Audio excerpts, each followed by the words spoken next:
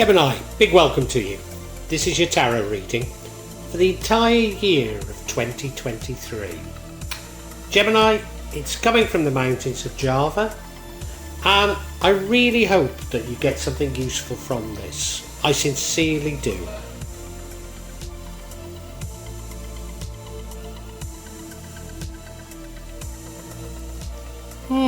What to make of this, Gemini?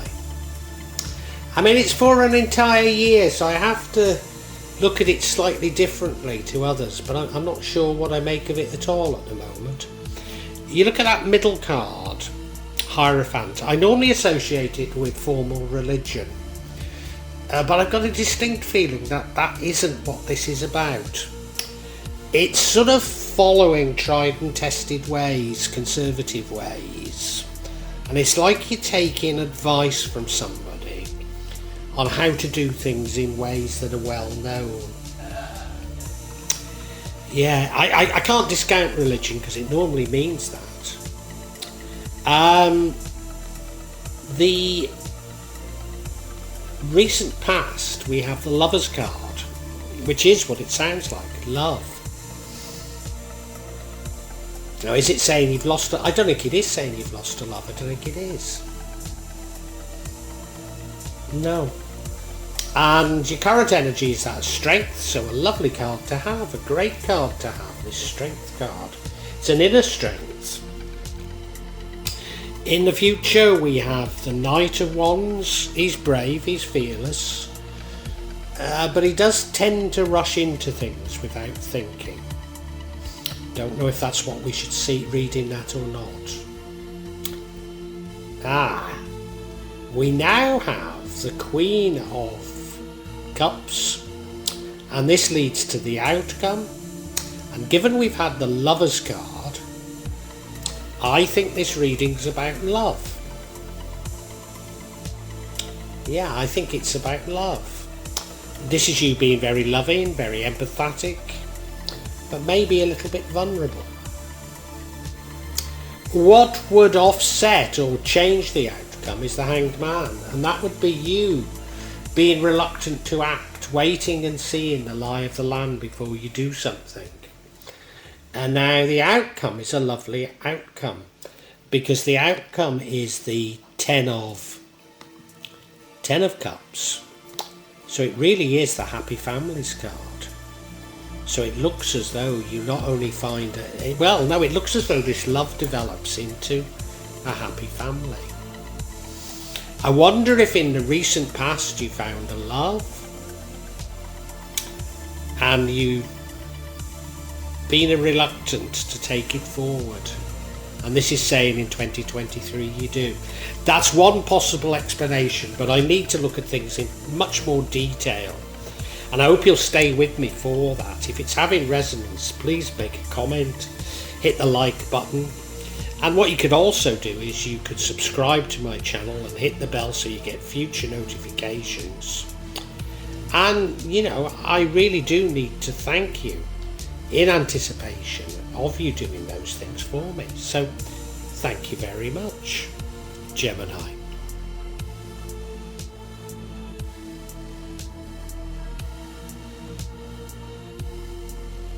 You may well be asking, why from Java? What's important about tarot from Java?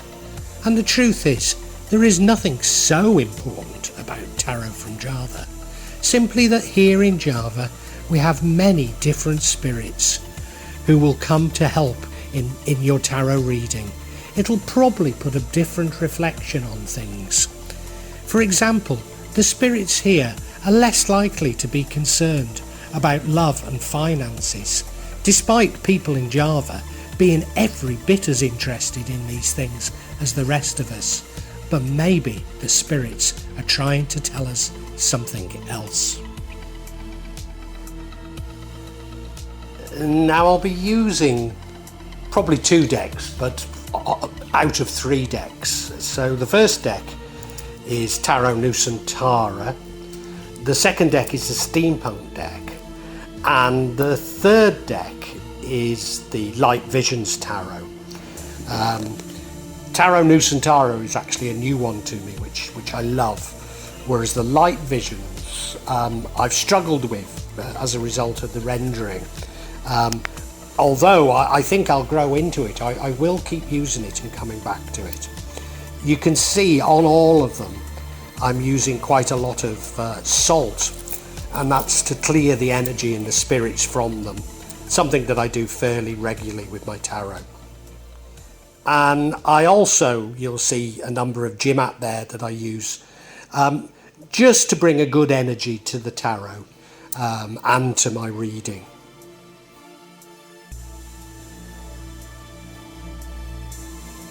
Perhaps the most important mystical object we use in Java is the kris, the curly knife that you can see that I've placed across both decks.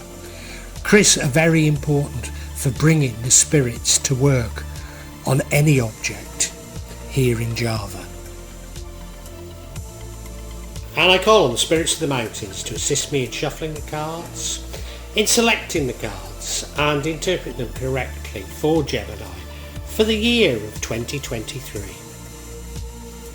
Now, the energy that runs throughout this entire reading, it's a very important card, the Hierophant card. And I normally associate it with formal religion. And you look at the card, well, those are the two acolytes, if you like, listening to their guru. And it's somewhat ecumenical, isn't it? But these cards tend to be. But listening to his words of wisdom. So it isn't New Age, it's tried and tested. Or if it is New Age, you're following something like Rosicrucianism, something that is sort of somewhat formalised. But I've got this feeling that maybe this isn't about religion. So it would be those sorts of energies about you learning something tried and tested, formal ways of doing things, and maybe learning from someone about it. That's what I'm getting from it, and it runs throughout the entire reading, so that's important. Now, in your recent past, we have the Lovers card, and it is what it sounds like. It's about love, it's about lovers. You look at the card, well, there's an angel above their heads, so there's something divine about it. The sun shining down on them. So again, there's blessings. It is Adam and Eve, isn't it, on this rendering? So they're in the Garden of Eden. He's got figs to hide his modesty, even though they've got nothing to hide, really. Has she got apples there? I think she has. So Garden of Eden allegories in it. But the important thing about this card is it's got a Wayang character on it called a Gunungan, which is three-sided. So it's the known side, the unknown side, and the hidden side. Is that important? I've no idea. But certainly I'm thinking that this reading is about love, and I'm thinking that you met a love in the past that I think remains with you throughout 2023 and develops.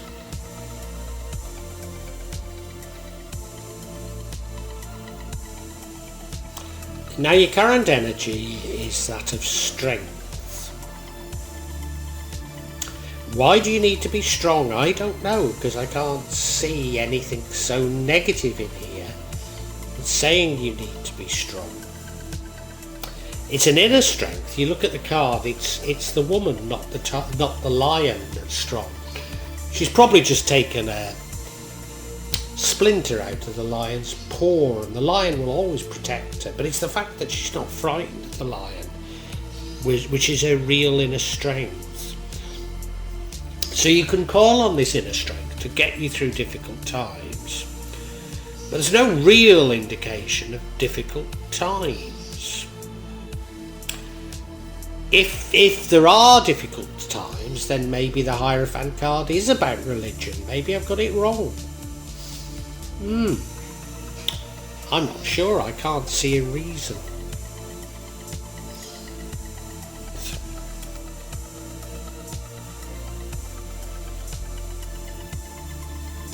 And now, and this is the future, we have the Knight of Wands. Now, he's brave, he's fearless. He's fast, but he does rush into things. You look at the card, well, the horse is going very fast. He's rushing into battle, and he's rushing into battle with a stick. Yeah. So he does tend to get into situations that maybe he shouldn't. Is that why we need the strength? But you know, this was from the past, not now. Yeah, I know what all these cards mean, but I don't see how they're fitting together at the moment, unfortunately. Yeah, it could be that you're rushing into something you shouldn't get into.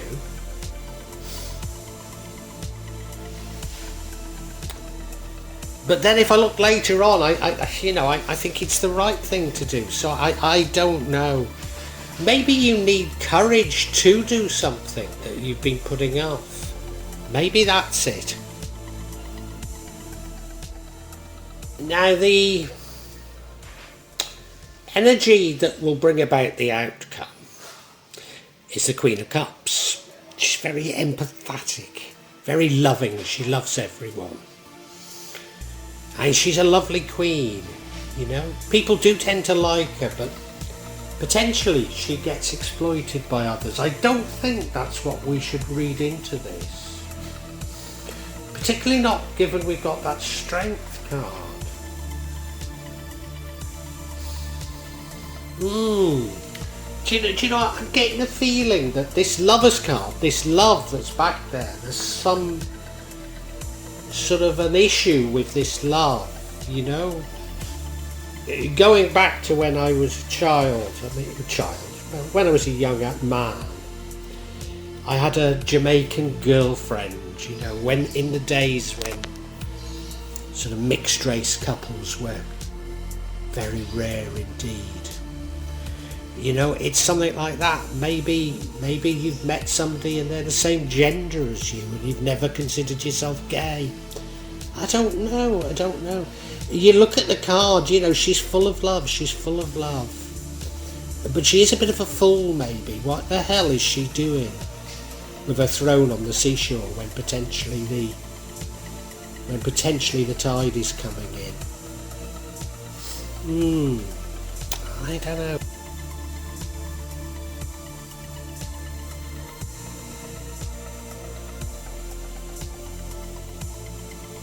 Now, what would prevent or change the outcome is the Hanged Man, and that's you waiting around, weighing things up, weighing up the lie of the land before you act. So that does fit in with my idea that this love you found is maybe there is something that goes against some sort of tradition or principle. Now, given that the first card was the Hierophant, is it someone from a different religion? Do you know, it's feeling that way. It's feeling like you're reluctant to take this forward because they're from a different religion. You've got an inner strength.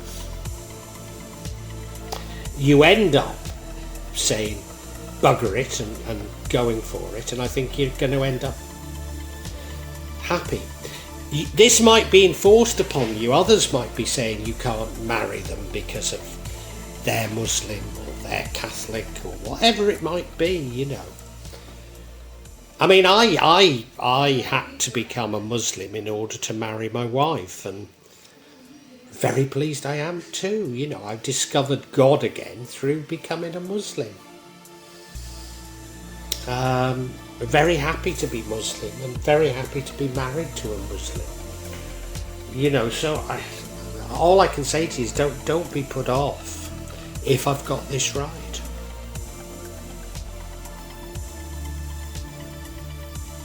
Now, of course, I've been talking about sort of interfaith marriages and talking about marrying Muslims, marrying Catholics, but I guess the most difficult one is if you're a Jewish female and you find someone from another faith and they refuse to convert. But anyway, you know, it doesn't really matter, does it? I might have got it wrong, but are you going to end up married to them? You're going to marry them. You're going to throw caution to the wind. In fact, if you don't mind me coming out with terribly politically incorrect phrase, but it fits so well, and it's something my father, who was from Liverpool, used to say, probably a Lancashire expression though, and that was faint heart never won fat heart. And you look at this card, well, it's, you know, 10 of Cups, very happy marriage, happy families. You look at them, they're so in love, they've got their children, everything, they're dressed beautifully, they've got a lovely house, everything is perfect. So whatever this reluctance was, you had to overcome this reluctance. Have I got this story right, or am I going off completely at tangents? I think we've got to check this out, don't you?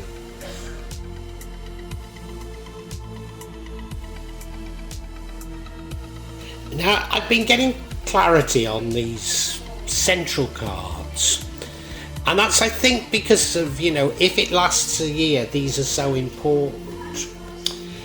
And if we can find out if this is really about religion, then maybe the rest, well, if it is about religion, then I'm probably right. But I'm not certain that's what the cards are telling us. The first card we have is the 9 of Cups, which is a very joyous time, many blessings. But you are by yourself. I used to think it was a wonderful card, and I noticed that they're by themselves. The next card is the King of Pentacles. That's an entrepreneur. That's somebody that's good with money.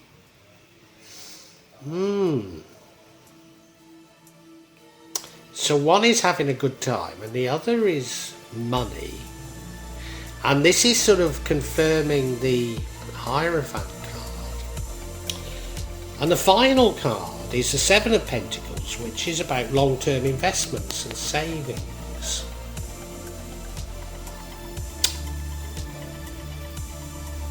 Gosh,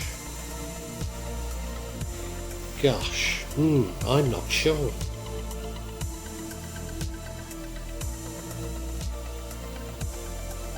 Now this first card of clarity, the 9 of Cups, is a lovely card. And what I said to you, because what I normally read into it is that you're getting many blessings, but you're by yourself. However, I think that's the wrong interpretation. You look at this particular card and it's joyous, it's having a good time, maybe throwing caution to the wind. And remember, this is about confirming the Hierophant, which I normally see as being about religion. So I think that your religion is somewhat traditional and frowns upon this sort of throwing caution to the wind, which is what you're doing now. And you're somewhat going against your religious upbringing. That's what I think that's about. And I think this love of yours is about that. So it's bound up with both religion and love.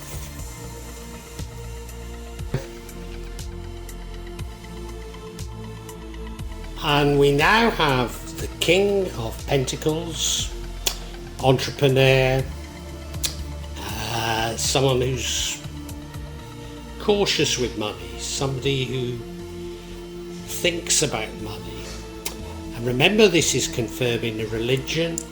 So I think it's a very traditional religious beliefs that you have, and you've thrown caution to the wind when really your religion encourages you to really think about things, to do things practically,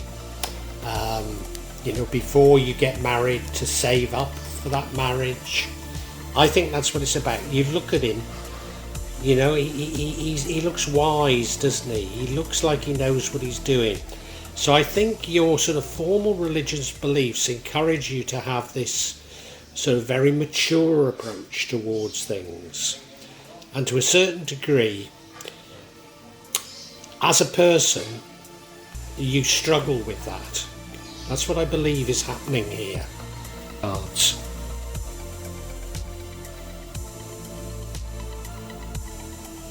And I think confirming this view, we have the Seven of Pentacles, which is encouraging you to learn a trade, to stick at things, to establish yourself. Probably establish yourself before you get married. And remembering that the end is happy families and marriage, I think we're beginning to get somewhere. So you look at this, here he is, it's a bit laborious, he's making those pentacles, but he knows that if he learns this trade and keeps doing it, he will have rewards later.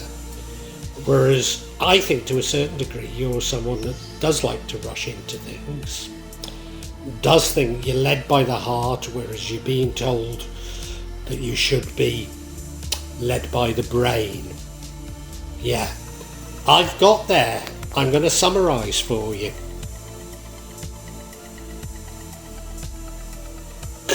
Gemini, this is a fascinating reading.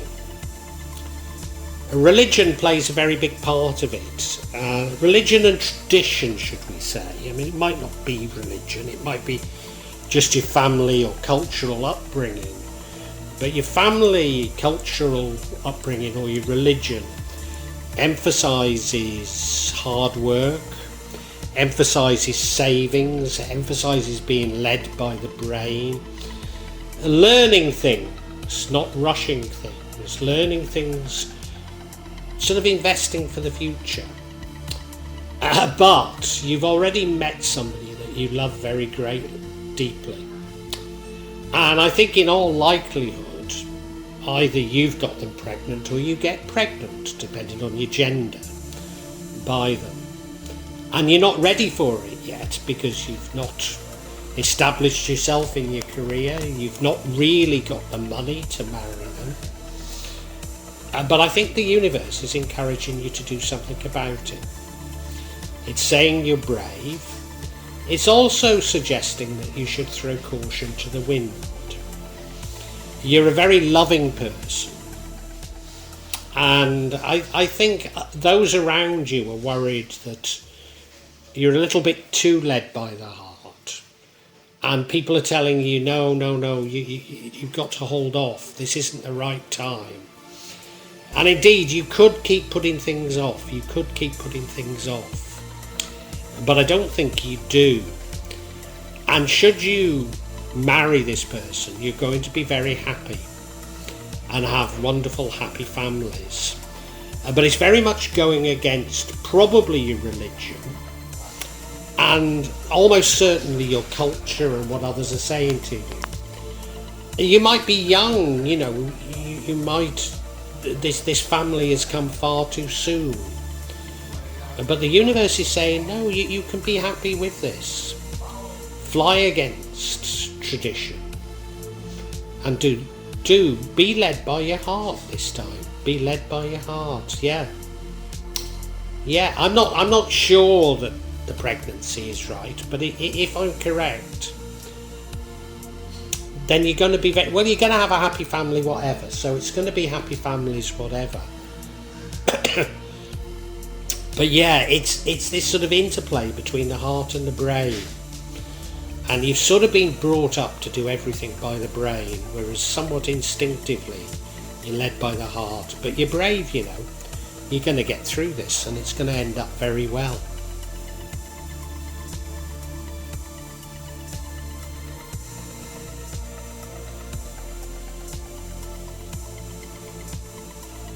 Well, I do hope you've enjoyed Tarot from Java as an addition to my channel, The Magic of Java.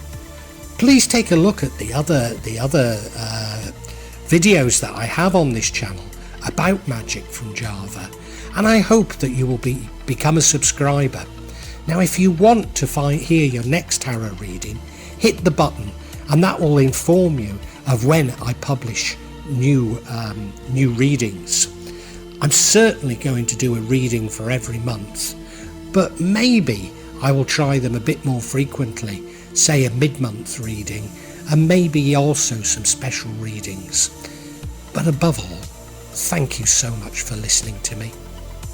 Thank you, and enjoy Java.